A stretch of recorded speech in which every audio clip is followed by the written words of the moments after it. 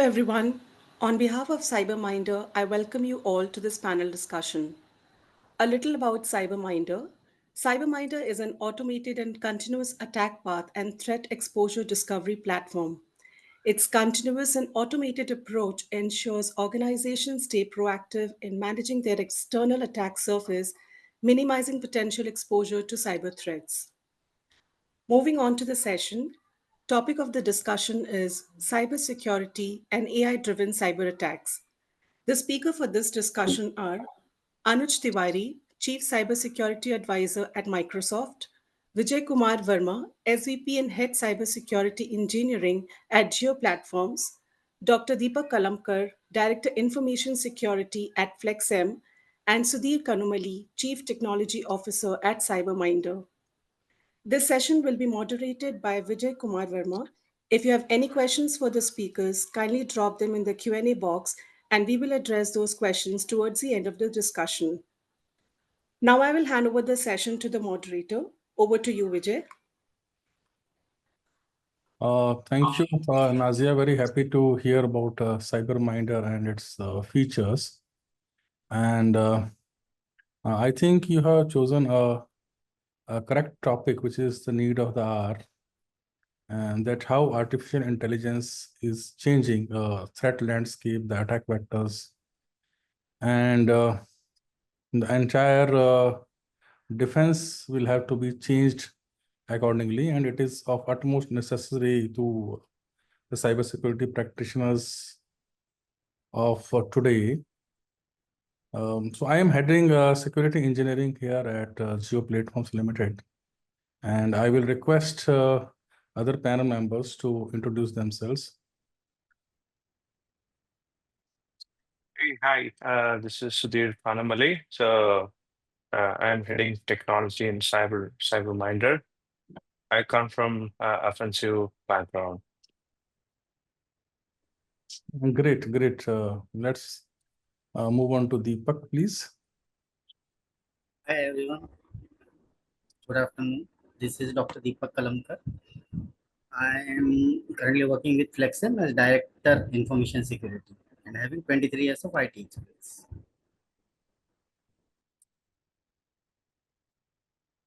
I guess that's me. I'll just introduce myself as well. My name is Anujh Tewari. I'm the Chief Security Advisor for Microsoft and also been a CISO for about a decade before this. And pleasure to be part of this panel today and looking forward to sharing and learning from all of you. Over to you, Vijay. Yeah, that's great. So thank you, Nazia, for arranging this August gathering here for this panel. So coming to the introduction that I've given, that how artificial intelligence has changed and the cyber landscape here.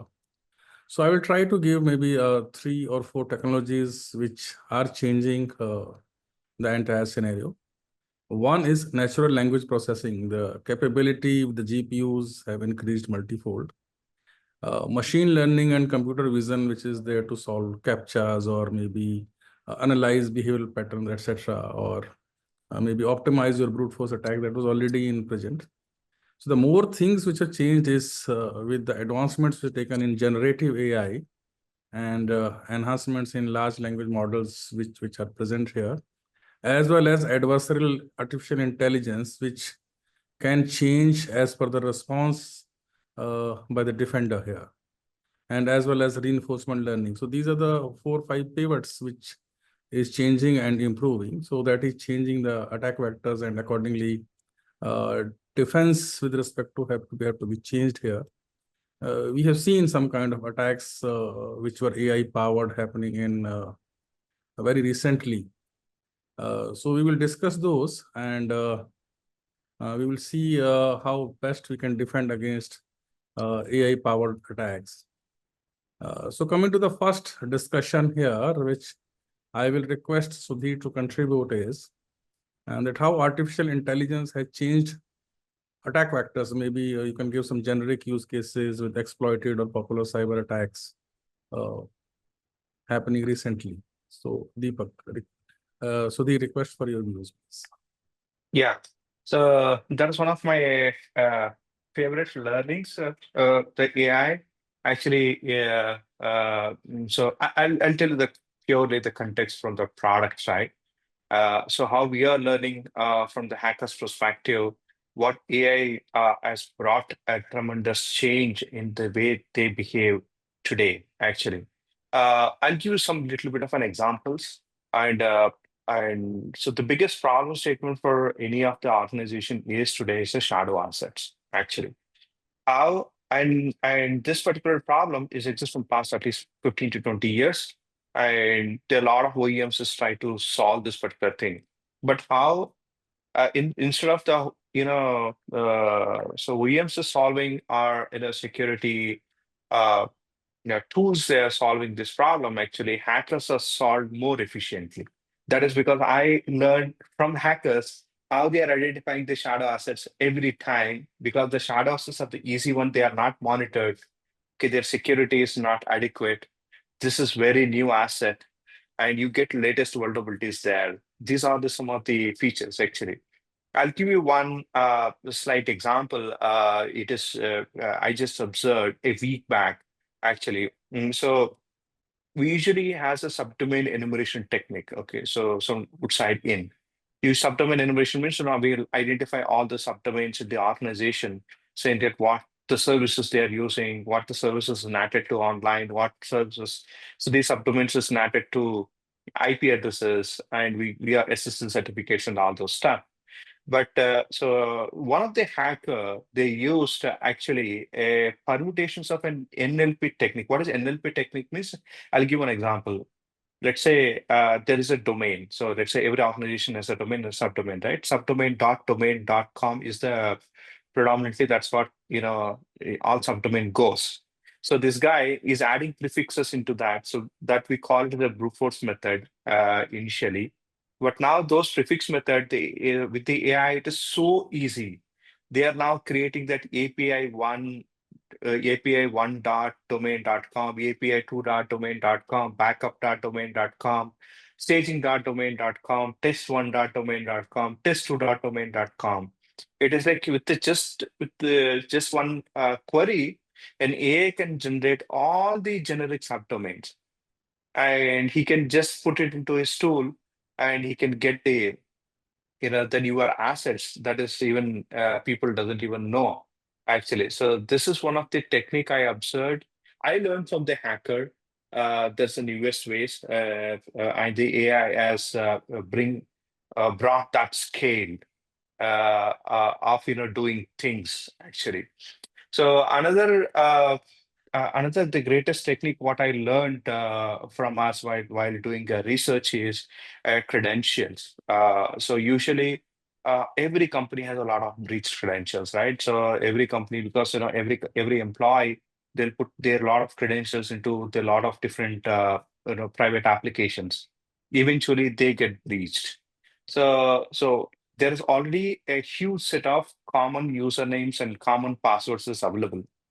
With that particular huge set of common names and common passwords, you feed into AI and you tell them saying that, hey, this is my new password policy. The combination of my password policy is 8 digits. Okay, so 8 digits long with the two a numeric, two alphabet, and something like that. And AI is now generating a new set of a password list that we can attribute and we can try logins, actually with already breached logins. So that is one of the new technique. So that what we saw, and this is how. And again, I saw it from the one of the hacker forum itself. So they are amazing. So those are amazing techniques, actually. And so another greatest technique, what I saw today, just like a couple of hours back, is I'm just going through some of the details, of the GitHubs, actually. So earlier, you want to get one any of the GitHub for us, it's a tedious task, right? To have to go to entire code and what is there in that particular code, what really sensitive, what is not really sensitive. For us, it is like a time-consuming thing, actually. So there is always one. So how today the developers are doing a mistakes is like say if I am a developer, I want some help from my friend or something like that. What I do is I take the organization code and I'll put it to my private GitHub and I'll share it. All private GitHub by default, this thing is a public exposure. Then hackers, they're logging into that public exposures. They are just like passing that particular GitHub repository into the AI, and they'll get to know what is the kind of an application, what is the secrets they're using it, what are the technologies they're using it, and everything with just one single GitHub leak. So they are gaining the entire visibility about that particular application or about that particular developer. So these are the some of the three prominent use cases that I learned from the hacker groups, as predominantly that AI has brought them and they're saving a lot of time. I don't know whether the AI is saving time for us or not, but it's definitely saving a time for hackers because it brings that scale, it analyzes at that scale, and even so earlier when you used to do a port scan, it's like it's a huge task, right? So to get IPs and whether we have to check the IPs or not, whether it's they are live or not, or the services is running and all the stuff. Now, after the AI, so if you properly use the hacker GPT, so there is one module called Nmap, again, port scan in that. So if you feed the, these all host names and IP addresses there. So it will give you what are the vulnerable ports in very simple terms, actually. So instead of you doing 2 hours or 10 hours or 20 hours a job, it's just in 2 hours you can get everything. So it brought the scale. That is one of the advantages, to the hacker's perspective. Actually, that's what I say. But what are the advantages that it's bring to companies? So like like us is I think we can also use the same adversarial things within the organization. We can adopt that so that we can at least we can analyze our data more accurately. So we can solve one of the biggest problem of a skill gap. That's a great perspective, Sudheer. Thank you for bringing this to the entire community here. And 2-3 things that you have brought in your answer is, one is shadow assets. I think this is the biggest nightmare of every security practitioner. Yes. Then private GitHubs, if organization has permitted in their proxy, I don't know how, but use of generative AI, not only to generate text, but to generate data sets which can be used to launch an attack, maybe guessing the domains of an organization, maybe traversal of a domain, or maybe generation of password lists. Similar other kind of things which you can think of where generative AI can use to generate certain things which are acting as an input to a exploit. So that's a great way to examine this thing from attackers' perspective. And you're right, motivation levels of attackers and us, they vary. So hackers they learn fast because of multiple kind of gains and motives. But we also have to be upkeeping ourselves with techniques, and it's great to learn from hackers and maybe learn from other platforms as well. So I will request Deepak to contribute and add to the same question. And along with that, I will again say that, like the thing which Sudheer has brought out. So generative AI, a lot of tools are available which can be used to leverage attacks or leverage social engineering techniques, which can be used for identity spoofing, generation of very highly convincing phishing mails, or launching social engineering campaigns against executives of a company. So I will request Deepak to add his contributions to these two topics, how it has changed with artificial intelligence improvements. Yes, thank you, Vijay. As Sudheer actually focused on how the AI is changing the attack vectors. Here I will add that AI has really given more controls to hackers. Like we are seeing, like they are preparing malwares nowadays, who are AI-driven malware, who disguise themselves to avoid detections. When you scan with any EDR or XDR, you don't find any malware, but they are present in the systems. Here I can give one example, a recent example with a big company. There they had their XDR installed, and uh, there it was attacked, and the malware which was there, it deleted the XDR only when attacking. Oh my God. Yeah, great XDR one. and the XDR, it was a big company actually. I cannot name it, but it was recently 1 month back. Where did it? It deleted the antivirus only directly from the system, the server, and then the attack happened. And this is not the case. After uh, they did all the things, the engineers came, they didn't find anything because their antivirus was only deleted. The XDR was deleted. After 15 days, again the same attack was done on the same systems in the morning at 3 a.m. And there also the same thing was happened. The user credentials were compromised, and all the data was encrypted, as it was a malware which was asking ransomware from them. And it was the same thing which happened 2 times. So here we can say that AI is really taking over most of the XDRs which are present currently in our ecosystem. So here we can see that the OEMs must prepare themselves better than the hackers, because hackers are 1x, you can say, above our XDRs.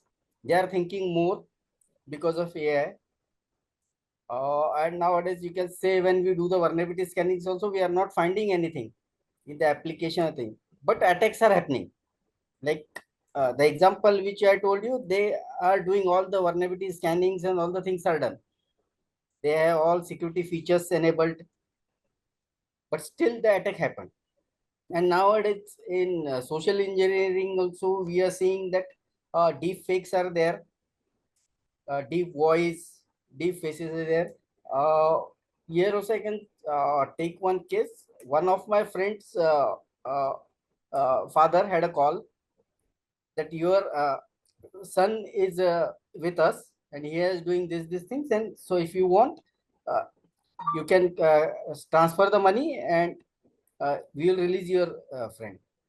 A few days back, my wife had also got the same call with a PSI speaking on WhatsApp. She came to, and luckily I was at home. She came to me and she said that he is telling that your son is with us. He has done this thing. So I said, please cut the call. Don't take it only. This is a scam call. So with AI, they are doing these things. They are showing us that they are officials, and these scams are getting in deep fakes or anything. You can see the actress which was there, her nude photos were published with deep fakes. Many of the things are happening in deep fakes. So here I can say that AI has attack surface has already changed. Both you can say in commercial, in social engineering, where we are posting our photos. Like 2 days back, that photo thing is going on, the Cap Gemini thing, where people are changing their photos to cartoons. Now, from all where there are advisories coming that don't put your photos on these sites. It will be you can be faked or anything will happen to you. Like Chat GPT also DeepSeek came. There also we put in our information. The information is going to China. So in social engineering also, identity spoofing is the main thing. But here, you can say social, the chatbots are prepared by deep hackers to on a real time data, wherein you get message, any user get messages on real time about like lotteries and things. And when they click on, it is happening that all their money are lost. Now, without OTP also scams are coming that you don't get any OTP, but your money is transferred from your account directly when you answer a call also. So these types of things are happening in identity scoping. Okay, thanks, Deepak. You brought very nice points here. I think with these technologies, more of a personal attacks have increased on senior citizens or people who are not very IT savvy, where people are getting named, shamed, their accounts are getting hacked with these kind of very convincing emails, SMSs, video calls, etc., where people are losing a lot of their hard-earned money. Yes, we. You also told that in attack, the EDR was deleted. Yes. This brings us to another thing here is when something is deleted, you should have other detection controls in place, like something is getting deleted from operating system logs or from command monitoring logs. Things should have been detected if the security monitoring would have been effective. Yeah, the Or SOC must be effective here. so it has taken 15 days, something got deleted from the server, your critical control, that is EDR, and you are not monitoring through operating system logs or your command monitoring, then it's really we need to be looking for this thing also. And then you said that regarding data getting uploaded to these platforms. Right.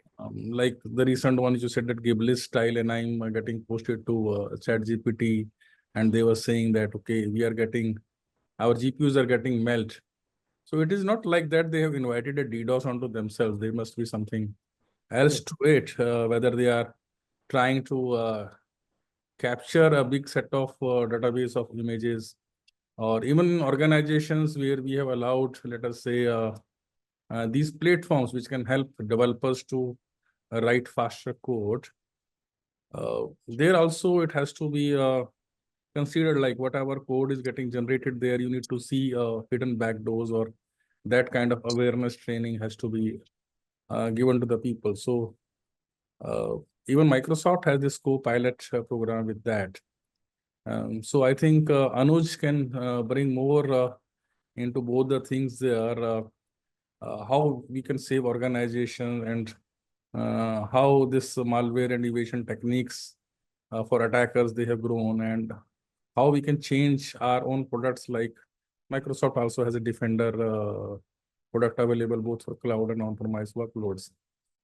So Anuj, over to you. Sure. Thank you, Vijay, and lovely hearing Sudheer and Deepak's comments. Personally learned a lot. I think very valid points, right? The AI is becoming as much as a boon, but as much as a threat to all organizations. One, just like anything that is new, that people are still exploring, there will always be sites which will continue to give us lessons. I think the industry is really going through those lessons. It is a little bit unfortunate that those lessons are proving to be expensive for the cyber defenders, especially from a cyber standpoint and also from a data protection standpoint. Because end of the day, whether you talk about the Gilby images or you talk about any chat GPTs or any AI engine for that matter, there's a lot of data which goes outside, right? Which is very fearful, because then if you see the privacy policy of most open models, essentially they take your data, but the privacy statement clearly says that that data can be used for reselling that data, or advertisement purposes, or monetization in their own senses, including training their models. So somebody is really building their own models on top of it. Now that's the business side of things. The difficult side of things, or the technologically challenged side of things, are that deep fakes are getting very, very real. We have seen many examples. We saw PM Modi's deep fake. We saw everybody's deep fake, right? Where people are, giving messages on their behalf. Last year on my birthday, somebody sent me a message in a couple of actors' voices. But this just tells us how equally this is scary. Now, if I were to equate this and link this back to the cyber world, you would have read this news on Mr. Sunil Bharti Mittal, right, the CEO of chairman of Airtel Industries, and he got a call from his CFO, and he himself talked about how novel the attack was, how realistic the picture was, how realistic the voice is. Now imagine the chairman and CFO, how close they are. So if somebody as senior and as informed and as educated can almost fall for it, thankfully the attack did not go through. But look at how realistic it has become. Although we are implementing things like biometric in the industry, but identity fraud is increasing because of this. The phishing campaigns, now if I try to think of my days as a CISO, we used to tell people in organizations, look for an email which does not have the right structures of spellings or things. So these are the kind of things people who are end of the day the first line of defense or the last line of defense, as you may look at it, they have been told and taught to look at things which AI has completely changed the game on. Now, phishing emails don't look the way they used to look. So should we rethink the way our employees and partners and ecosystem was always architected? And that's a big thing. Now, if we were to look at the other side of things, right, we looked at how AI is disrupting things. If we think of the other side of things and how AI can really help, right, then one is the automation of attack disruption. Now, this is really, really interesting. The whole point is that I remember back in the days, and I'm talking 2008-9 when SIEM used to be a novel thing. The concept was finding the needle in the haystack. But today that has completely changed, because what is happening is with machine essentially becoming faster and faster, the amount of data machine is processing is becoming huge. I will give you an example from today I'm speaking as a cyber practitioner to you, but if I were to put on a Microsoft hat for a second, Microsoft processes about 78 trillion signals, 78 trillion in one day. So this is the amount of signals we get from around the world because of the operating systems we have, because of the products we have. So imagine one OEM having so many signals. So the problem is not so much about finding the needle in the haystack now. No, the problem is we know more than enough. It is about finding that context within your organization, whether what the information or the tools deployment you have is helping your stack or not. Because see, everything after COVID has moved away from on-prem to the cloud. And that has really changed how cyber engineering used to be looked at. So it's really a trying to what I like to call as the retrofitment of cybersecurity control. So it's nothing has really changed. The tactic is same. So if you look at it from an attacker standpoint, the end game is same. They're trying to steal money. They're trying to destroy reputation or bring something down. So the whole modus operandi remains the same. But the way it used to be done is really, really transformed. And hence we need to re-architect some of these. To do that, we got to embrace AI. Because if the attackers, like Sudheer was pointing out, Deepak was pointing out, like attackers are embracing AI on a daily basis. Defenders cannot win against a machine if we do not let the machine fight the machine. So this has really become a reality of today. And we've got to kind of embrace the use cases of how we can automate things and make our lives easier as defenders. And I will sum it up by saying that anything that can be put in a workflow or anything that is a predictable task, AI is extremely good at it, right? So if we can identify even a few use cases, we can free up our defenders, our SOC folks, or people even in the business, because then the false positives can come down. And I feel like it's a big topic. Maybe I'll touch upon the false positive points later in the discussion, but I'm going to take a pause here. Thank you. Back to you, Vijay. Yeah, great, Anuj. A nice perspective and a nice line. Bring machine against a machine. So we are already there. Adversarial AI is there, which is doing it. But what is our role to play? How do we make machine fight with the machine? And the other kind of picture that you have painted it, that everything the humans have learned, your programming skills, your entire literature, everything we are submitting it to these AI platforms. So are we going into kind of a fiction like a Terminator movie in coming years? I don't know if so much information is getting fed to the machines, but that is the way we need to embrace any kind of a disruptive technology and bring it to our good use. So again, one thing that you said here is phishing mails. Human can't detect phishing mail now. You require a machine which can detect whether the email is generated using an generative AI engine. It may be ChatGPT, it can be anything else. And yes, AI, like it is no longer, it will help you to find anomalies or patterns. We don't have to look for a particular attack event or a particular signal which is triggered here. Like EDR getting deleted is one event. We don't have to look for that event. That EDR deletion must have proceeded with multiple other events, maybe getting some malware downloaded and using it. So you have to trace the entire path, which humans actually do that thing that now machines are getting capable to do that. So I think that is where we are. And I think in the last you touched about regarding how AI can be leveraged to so that we can reduce our false positives in our SIEMs. So I will request you to throw some lights on that. Anuj. Sure. Sure. No, thanks. No, I think you're absolutely right. We've got to really embrace what's coming through. And like you rightly said earlier, I remember our SOC analysts used to spend at least about 2 hours on anything that is looking like a false positive in the beginning and then maybe turns out to be a true positive. But that case handling of whether it is, let's say, a phishing email or not, used to, even if an organization is getting like 30 to 40 incidents in a day, which is extremely common for an organization size of about 10,000 people, very common to get about 30, 40 cases, which really require an investigation or a L2 above investigation. And I'm being humble when I say this. This is a good day. So imagine those people now spending all of this time to qualify whether this is right or wrong. And imagine the ability of AI able to talk to all of these disparate technologies. Because the thing in cybersecurity is the attacker is trying to achieve his objective in a scale time. They want to do as much in the least amount of time. The defender has to detect in the scale amount, same challenge, but in the other side of the lens.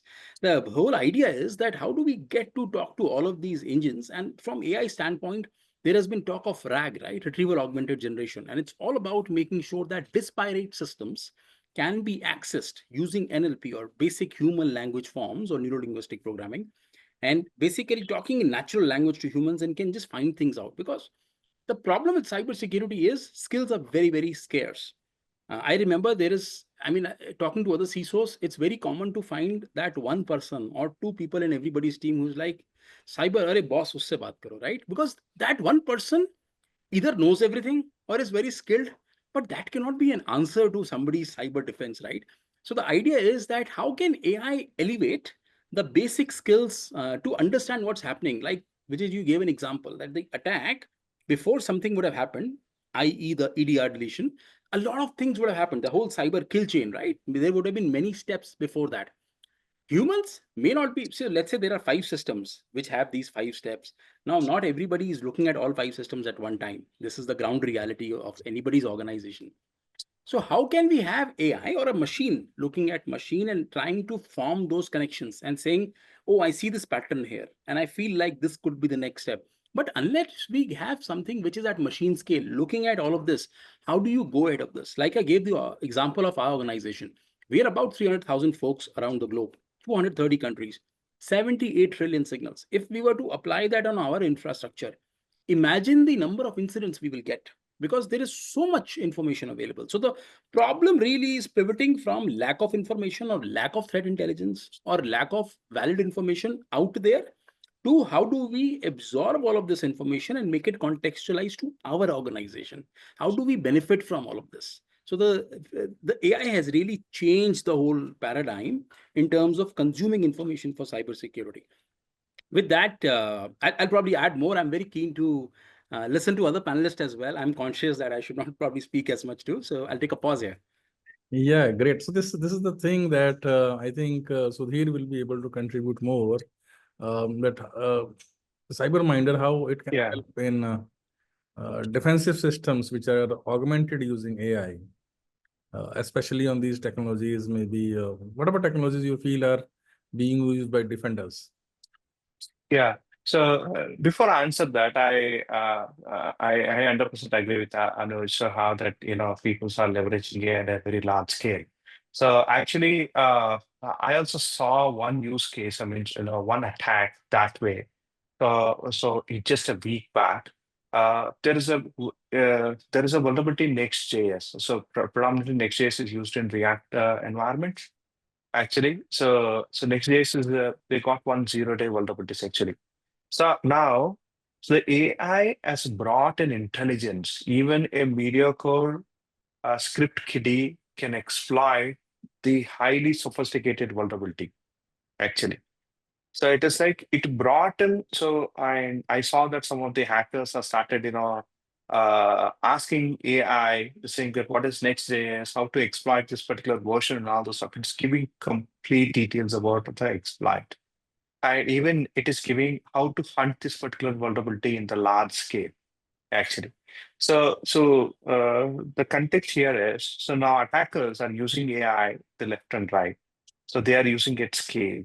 So they are hunting assets, they're hunting vulnerable assets, Earlier, only skilled hackers used to go beyond the organizations. Now, even if anybody can have, if anybody has a good laptop with a good internet, he can be a hacker, actually, because the AI has brought that much intelligence. So I say it is between now that, for the cyber defenders like us, it's between us and a machine. So I see that way. So that is the skill gap the CyberMindr addresses, actually. So what we are doing very largely is we consistently take these intelligence from the attacker forums, and we leverage AI, and we use different techniques and in our platform to generate that at the time when we attack from the external source. Actually, so we use we leverage AI to get new sort of scripts on the fly when we are attacking it. That's where we are able to detect more number of vulnerabilities compared to traditional stack, actually. Thank you, Sudheer, for bringing this perspective here. What last time Sudheer has told that information flood, which is overwhelming our defensive systems here, we need to bring some context into the information flood to reduce our false positives, and AI can really help. So I think one of the key metric here is that we should learn about what attacks are happening elsewhere. So I think there comes the importance of threat intelligence correlation.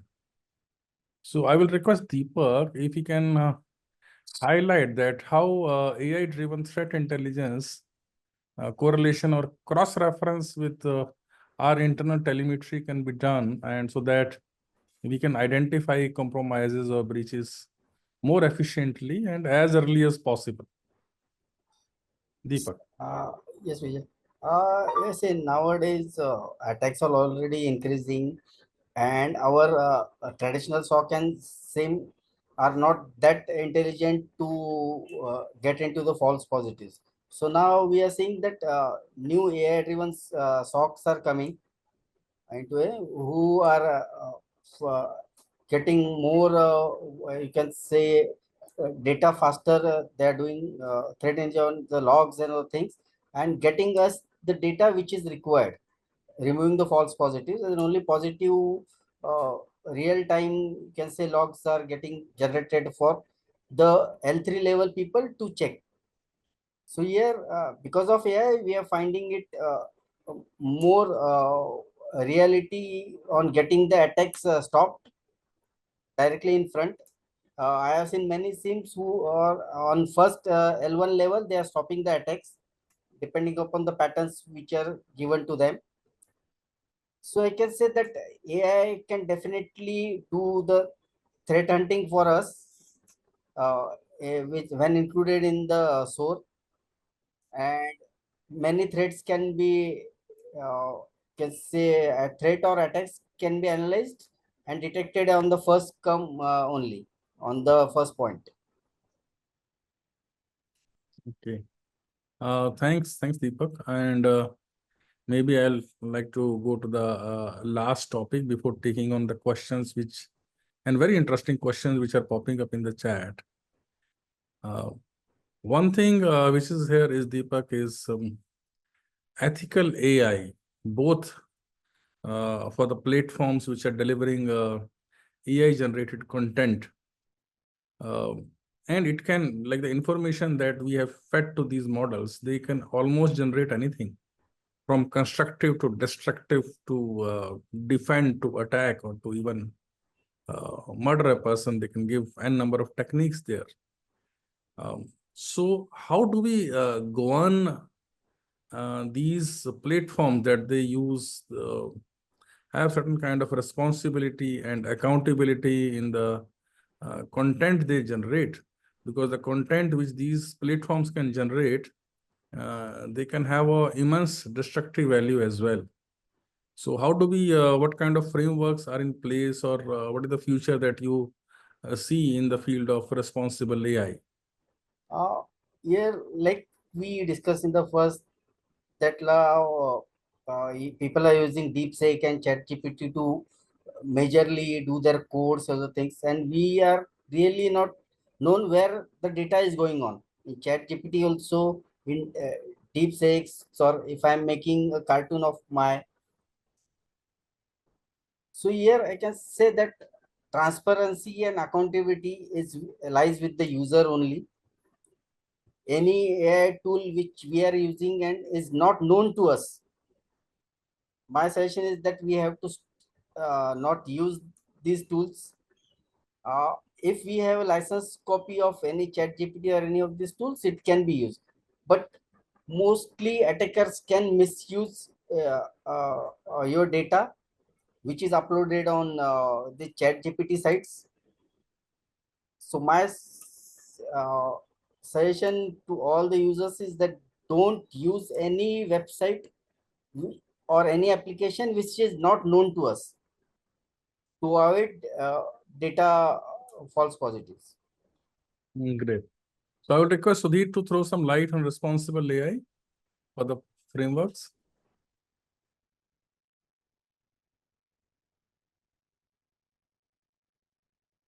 Sudheer? Oh, sorry, I'm in mute. Okay.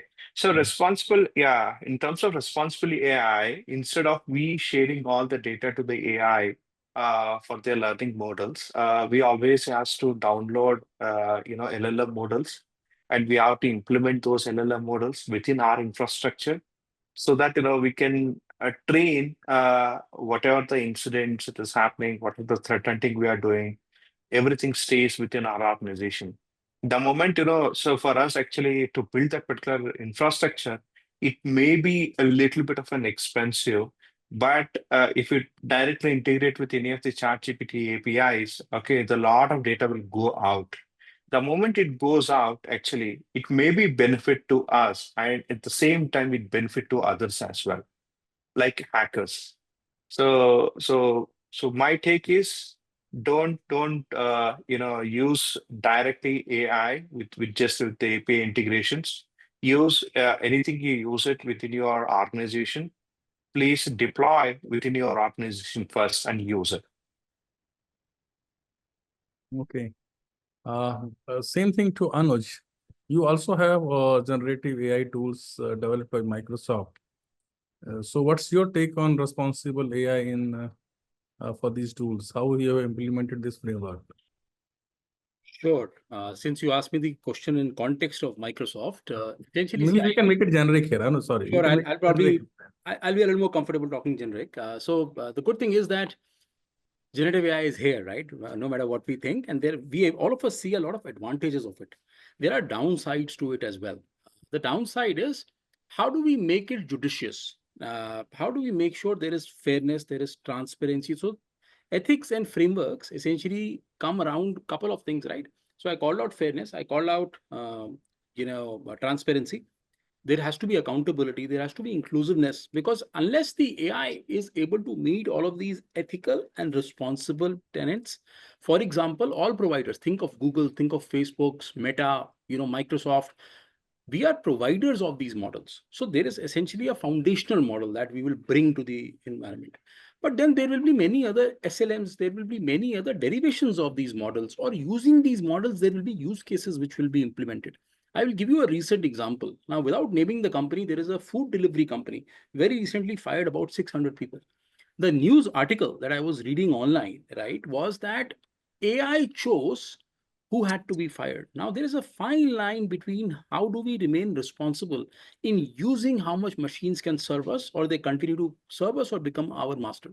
So there is a bit of a fine line in making sure that organizations know how to adopt, where to adopt, and how much to adopt. Because this is a topic which usually requires 30 to 40 minutes of its own. And if I start to give examples of what it means to be transparent, what it means to be, responsible, and so on and so forth, there are at least 6 tenets which all organizations talk about. And I have a big pitch around it. But long story short, I think what's important is, to give another example, If you heard of the Davos Forum, which happens in Switzerland, right? It's the biggest risk forum of the world. All the presidents and ministers and everybody comes there. The risk report that came out, which is freely available on the internet, right? So the global risk report calls out cybersecurity as the 8th largest risks for all countries and 5th largest for all enterprises. If you look at the country risks, the first 5 are like climate change, poverty, currency risks, war, things which are honestly at countries or nation state controls, not between our organization or even an enterprise. In that list, if cyber is showing up as the 8th biggest risk, it's a matter of big worry and risk. Same for enterprises. First 3 being things which are related to business risk, like fluctuation of currency. Again, 5th one, and being a technology, first is cyber risk. So the way it is evolving, it is both got to make us nervous, but we've got to be very responsible in what we are doing. And like you rightly said, Vijay, it's all about making sure we are not becoming our own enemies. Like we are not putting our own intellectual property out, not our trade secrets out or our formulas out. Sometimes it is not just us. If a company is a service providing company, there is so much fiduciary responsibility downstream. They can have data of their customers or customers, which is even worse.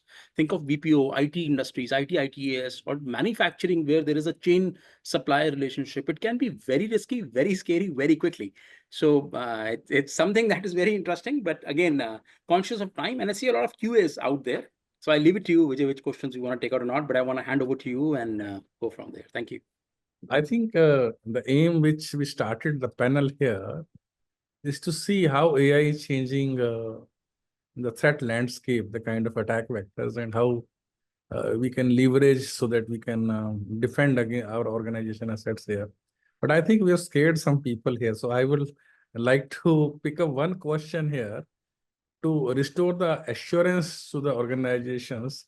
So like Sunil Datta has said that it's a kind of a question which is very generic, and it's very good that Sunil has brought it into out.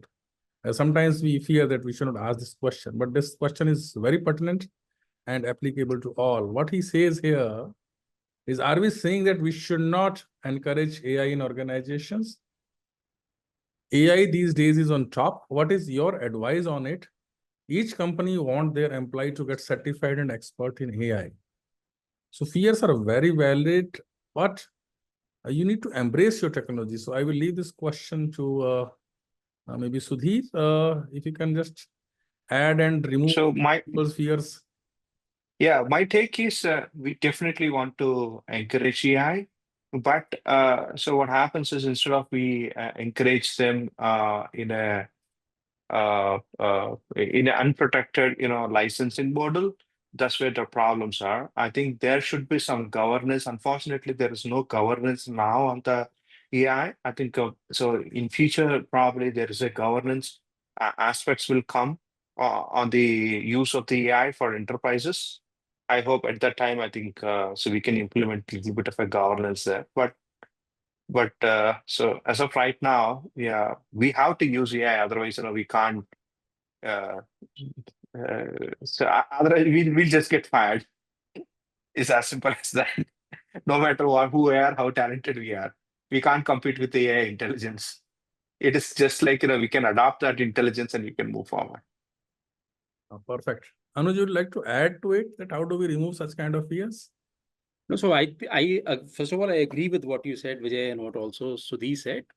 We definitely have to embrace AI. There is no way we can continue to be innovative if we don't use the advantage of AI, which is available to us. If we don't use it, the adversaries are definitely using it. People who are trying to use it for bad purposes are embracing it, loving it, and using it. So there is no doubt that we have to use it. I think the biggest thing is that we have to be conscious that somebody asked, like Sunil's question also was, what do we do to get people to become experts? I don't know what will make them experts, but look, everybody has a different persona. So there is a user persona, people who will interact with the technology. There should be some people who are looking at the data side of things, because the biggest scare I can tell you with all the CISOs and cyber professionals is there is a lot of data. There is also a lot of unstructured data. And the moment AI starts to access it, sometimes even humans don't know that data is lying in a certain location or without certain restrictions, or it is of sensitive nature. But the machine doesn't differentiate. Usually the AI models will have operator accounts, right? They will have access to everything. So they if we don't set the restrictions right, if we want to make sure we are protecting the AI, we've got to think through some of the basic tenets. Again, same tenets, least privilege, explicitly verified. Think of your simple zero trust tenets. Same things apply to AI, nothing different. But we just have to be cautious. So we have to, one, we can do it is, we can maybe do it in phased manner. We can maybe go scale by scale. Otherwise, if you let AI access everything, it will go index everything, it will go start reading everything. But if somebody knows how to query it right, they can retrieve a lot of information. So the second thing is awareness is the key to everything. So we have to help people embrace it, help people educate around AI. So think of it that whether your organization today has a AI module. If you are a cyber leader or somebody in information security, have you refreshed your information security awareness course to tell people about what is generative AI? In what cases should they use a co-pilot like a Microsoft Copilot or anybody else's, which is inside the organization, which restricts your data in certain cases, or in which cases can you use open models like OpenAI? People don't know. A lot of folks are hesitant to ask. So they are using what they are getting, and it's difficult to understand where technology controls are not deployed. For example, you can do enterprise browsers these days. So they will themselves restrict data going out, etc. So has to be a balance between what technology can do from backend and stop the obvious. But then people will always be creative and go around those controls. For that, education has to come in. That's my 2 cents in making sure it's a balanced view and people embrace it with confidence. Great. I think the nice way to answer here. Sunil has asked an advice also here. So, like Anuj has told that learning of AI needs to be focused onto the persona that you are holding. That is your area of responsibility first, whether if you're a developer there, or you are a content creator in your company, or you are a SOC analyst there. The first thing is that leverage your area, which can increase your productivity there. And when you are submitting the information to the AI, just ensure that you have adequately modified the content, or you adequately, there's another technique called format preserving encryption, which you've done that. So your actual data, IP addresses, etc., they do not go to these platforms. And if you have the technical know-how and your organization can build it, so you need to maybe build your on-premise LLM or on-premise platform to process these tasks for you. So AI is a thing which we need to embrace, and it's a must. Like otherwise, if we don't embrace it, attacker they embrace it more, so harm is coming on the way. So I think one more question we can take before we wrap up the panel here. That leverage, I will give it to the first question that Ninad has posted here. It's a very relevant question here. So what has happened here is advancement of technologies have taken place, but our tools, they are still maybe adapting, or they're in different kind of a development stages here for defenders here. So I will just read his question for the sake of the audience. Most of the original equipment manufacturers tools which are available in the market, they're trained for existing malware and trojans. They cannot handle real-time cyber attacks. Need to know how artificial intelligence will be trained and work for unknown cyber attacks. The ways we do is identification of cyber attacks and manual intervention to remove cyber attacks. So he's more worried on focused onto EDR or antivirus tools that they are signature based, so they do something differently there. How AI can be used to train these tools here. So I would request Deepak to throw some light on this question. Or I leave it to Sudheer if he wants to take on this. Yeah, so mostly, so the tools and all those stuff, that's the OEM's responsibility to defend against the AI. So when it is bypassing their products, actually. So if you want to use any of the enterprise editions, enterprise way, there's only way that we can pull out all the logs, and we can use some of the LLMs. We can download from Hugging Face, or we can use Llama 3.1, and there are a lot of LLMs are there actually, so that we can take some of the LLMs and we put it into a server, and try to pass on all the logs there, and you see what is that it is there in that particular logs, and try to train the false positives, so that any new malware comes in. Okay, so obviously when it is generated when the AI is looking into those logs, So the chances of